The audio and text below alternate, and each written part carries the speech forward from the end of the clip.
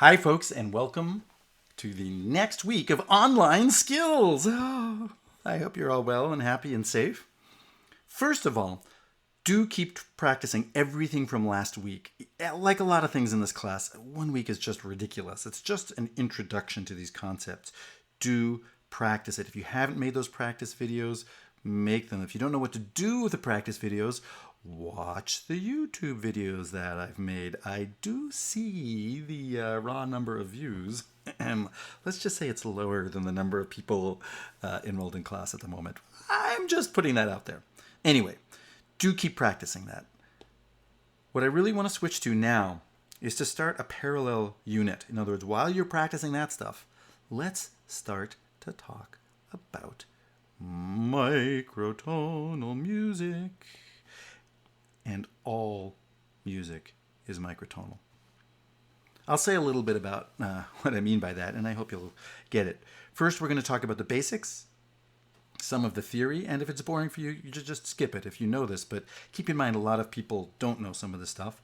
I found generally through teaching that there's a great diversity of background in this, so I want to make sure everyone's speaking the same language. Then, most important in this video, we'll talk about things to practice. And then I think in the next video, we'll continue with things to practice. And then what's really cool is we're going to learn to make judgments about how standard or non-standard, or what does standard mean for any given recording or any given system. And we'll listen to a lot of different concert music.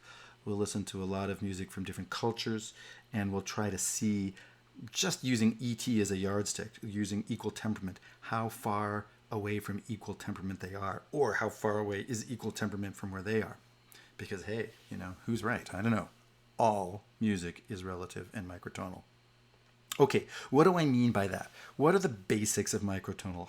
What do I mean that all music is microtonal? Well, we hear not only pitch, which is frequencies of pressure waves, but we also hear ratios. And it's really puzzling why we do this. No one's come up with a convincing explanation to why we hear intervals at all. But what's really cool, and it seems very intuitive, but it's very hard to explain scientifically, is we hear this as the same kind of thing, namely a fifth, as this. What are we hearing? We're hearing the ratio between these frequencies. There's a really cool experiment with little mosquitoes flying around. And one mosquito will be attracted to another mosquito if the buzzing on their wings has a 3:2 frequency ratio. It's a real study. And so it's one of the first examples of some non-human, or rather strictly biological experimentation that showed us that, yes, hey, by the way, we hear ratios. And there's ratios in relative frequencies. Whoops, I erased the S on harmonic series. There you go. Speaking of which, hey, here's the harmonic series. This is also extraordinarily fundamental to all of music perception. And we know this, but we keep coming back to it. It has so many weird effects.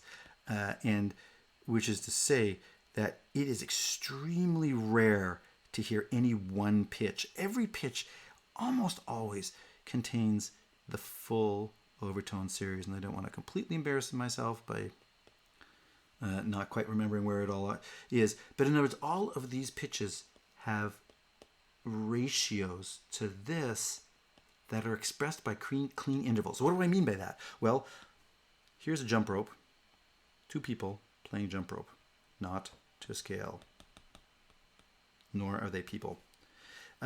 You'll notice that if you put a lot more effort into the rope, you can get exactly twice the frequency. Or you can, if you have a lot of effort, get exactly 3 times the frequency. I'm expressing this as a ratio to here. What you can't get is 3 3/4 to 1. It just doesn't happen cleanly. It descends into chaos. These ratios, and this is a twice the frequency, there's 3 times the frequency, here's 4 times the frequency. These ratios are the sort of the low energy gravity wells that the sound just falls into. There's lots of interesting images you can think of the harmonic series. And why is this important? Well, for a couple of reasons. One, we perceive timbre.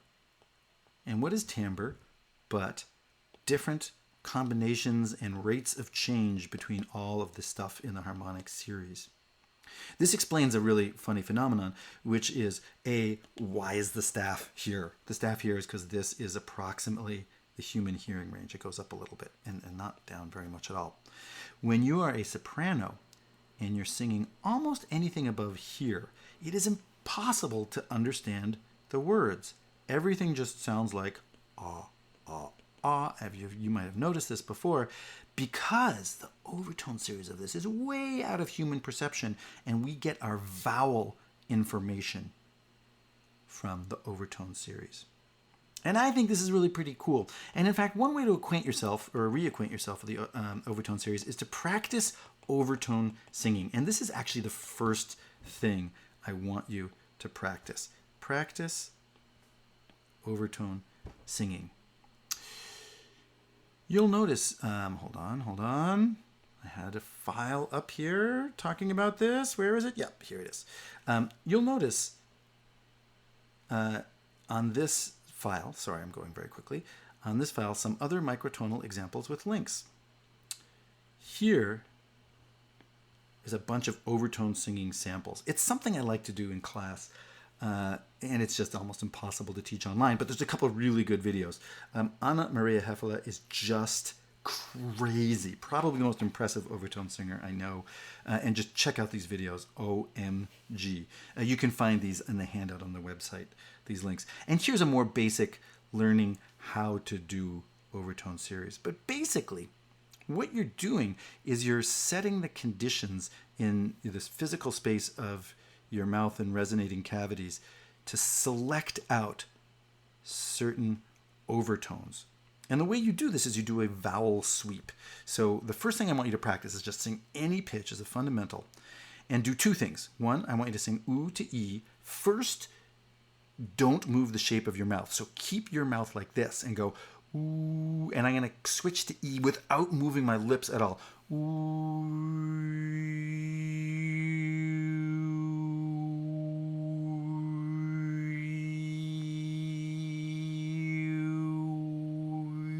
So I'm not moving my lips. What I'm moving is my tongue, which is changing the space inside the mouth and hearing this.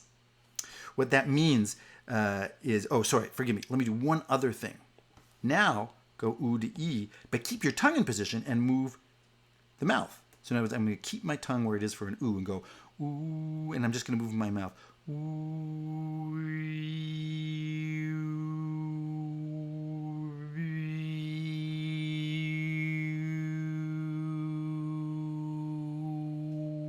I'm not sure how much of this is picked up on this recording, but I can hear the overtones. It takes a certain amount of practice. And if you sing into a reflective surface like the windshield of your car or a mirror, it gets bounced back at you and you can hear it much better. So do practice the harmonic series because it is fundamental to pretty much everything else that we're going to do. Because let's talk just a little more about harmonic basis, the harmonic series, and how these clean ratios screw with us just a little bit. You'll notice on here, there's some mathy stuff. These files here, these videos are great to get an understanding of the math. And do you need to know the math? No, but you need to know about the math, which basically says this, and this is probably the cleanest example of why to study this stuff. And because, in other words, the fact that it's present around us all the time and stuff you can get out of this. Let's talk about hearing these ratios again. An octave is exactly twice the frequency. It's the first harmonic. And if you go up 7 octaves, you should get to 4 times this, 2 times this, which is 8 times this. In other words, we're going up by powers of 2. This is 2 times the lowest frequency. This is 4 times the lowest frequency, 8 times, 16 times. If you go up 7 times, you get 2 to the 7th. Is this the right number? I think so, which is 128. Now, in other words, 2 to the 7th equals 128. Look, it's math. I thought this was music school. Which is just to say, it's still a clean interval, but it's very, very high. It goes up here. It's 3 octaves above this or something like that. There are other ways to go up to the same note, though, using clean intervals. What if we decide to go up the circle of fifths all the way until we reach, what is this, 2 octaves, 3 octaves above? What is a fifth? Well, this is 3 times the frequency. So when you go up 3 times the frequency and then come down an octave, this is 3 halves the frequency. Then this next note, a fifth above that, is 3 halves of this. So from here to here is 3 halves times 3 halves equals 9 fourths. And from here to here is 3 halves of this, which is 27 eighths. Notice these numbers do not look very clean. They don't look like clean powers of 2. They're not. And by the time you go all the way around the circle of fifths, which is 12 times, 3 halves times itself 12 times, you get a number that's something like 129, blah, blah, blah, I don't know. Use a calculator, figure it out. Notice that this number is not the same as this number, but they both describe what we call a C natural, or a C natural here. In other words, I'm sorry, this is weird and mathy, but I hope it's important to understanding it. I hope you're not too bored. Is this pitch can either be this or this. They are both correct. You just have to decide. The difference between these two is called a comma. And this is the Pythagorean comma, which is just to say you're making microtonal decisions whenever. The piano makes it for you. If it's a standard tuned piano, it is standardly tuned in what we call equal temperament, or just ET for short. And ET does not exist cleanly at all with the harmonic series. It sacrifices every single possible harmonic series note for the virtue of having every half note the same, which, as I say, it's just a choice. We're just choosing, which is why string instruments always adjust, because string instruments are tuned in perfect fifths. Perfect fifths like this. But in order to make fifths fit cleanly into the ET system, you have to cram them down. And the perfect fifth is -2, is 2 cents above what you hear in the piano. And let's stop right there. What is a cent? What on earth is a cent? Because there's a little bit of a misconception. Forgive me if you know this already, but I think it's important to review just a little bit. When we say a harmonic series fifth is +2, what do we mean? Or +2 cents. And here we have to talk just a little bit more about math. Life is hard, but math is real.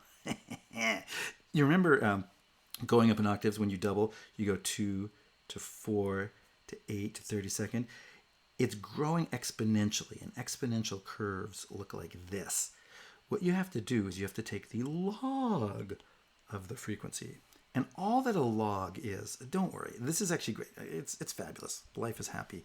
All that a logarithm is a way of expressing an exponential curve as a straight line. So you can do other things with it and you can envision it. Once you express this evenly, you can divide every half step into 100 little equal subdivisions so we can talk about them. Let me show you why it has to be logarithmic. Because the difference between a 220 and a 110 and, oh my goodness, isn't this a beautiful note, a 55. When I divide these into cents, the cents are going to be many fewer frequency differences than the cents between a 220 and a 440. I mean, this has to make up 220 hertz. This just has to make up the difference between 55 hertz. So this is why it's super confusing. We talk about cents and not hertz when we talk about difference, because their hertz just keeps varying exponentially. When you take the log of it, it's much more simple and it suddenly becomes linear and we can talk about cents. Great. Okay, I hope you weren't bored, because I know some of you are very, very familiar with this, but I know some of us too need a refresher course. Boy, I need a refresher course. So here are some things to practice.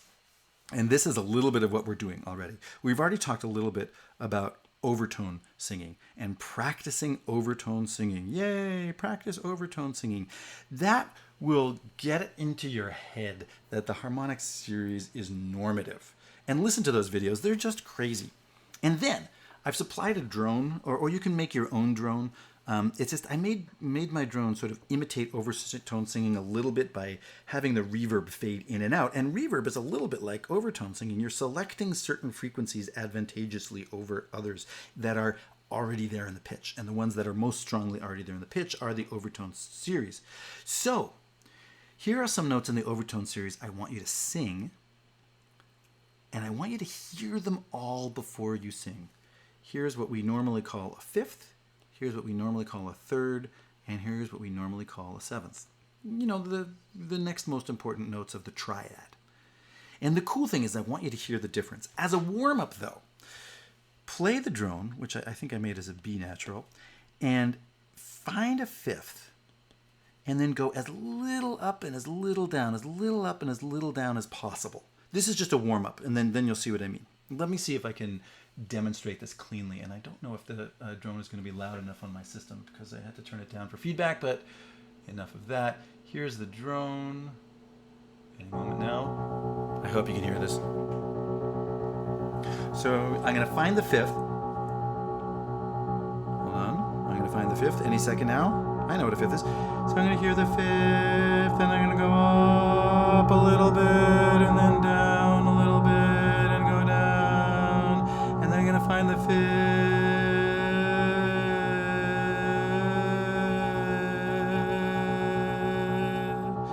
like that.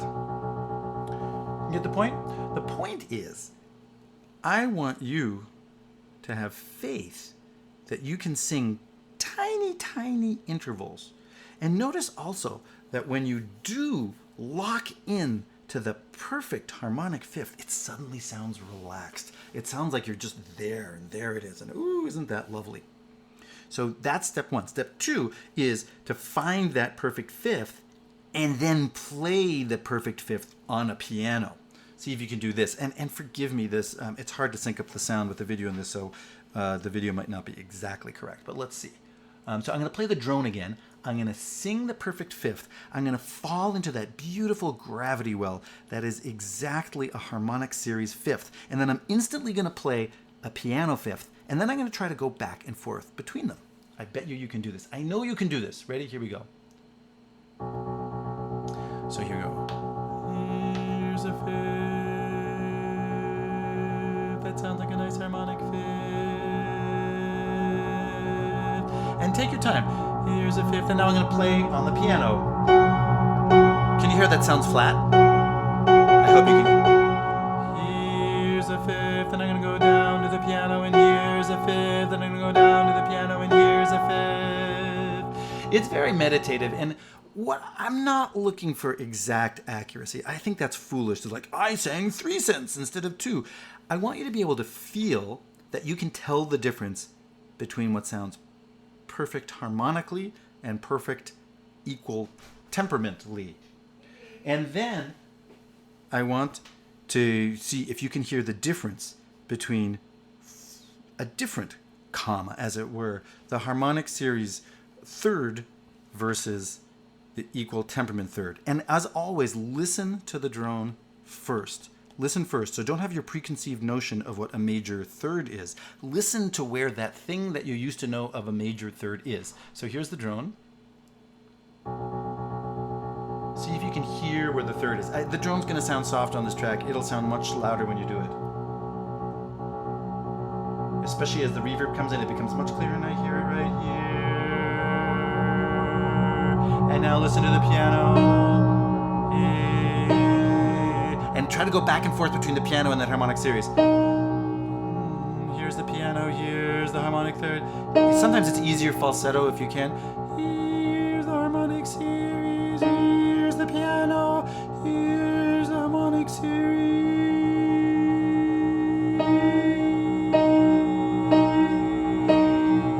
It's crazy. Anyway, do practice this, and by all means make a practice video that's sort of like this. And the last one is much harder to hear, but is equally important. See if you can hear the 7th as you go. And you sort of have to wait for the reverb to really take full effect. So, you know, imagine where you're going to hear an A over a B, and then just notice that it happens to be sitting extraordinarily low in that 31. But what's really cool about this is it doesn't feel like it has to go anywhere.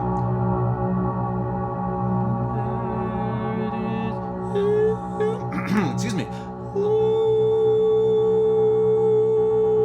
I hear it about there. Whoa! And then try, after you can do that, try to sing back and forth between each one of these on a drone.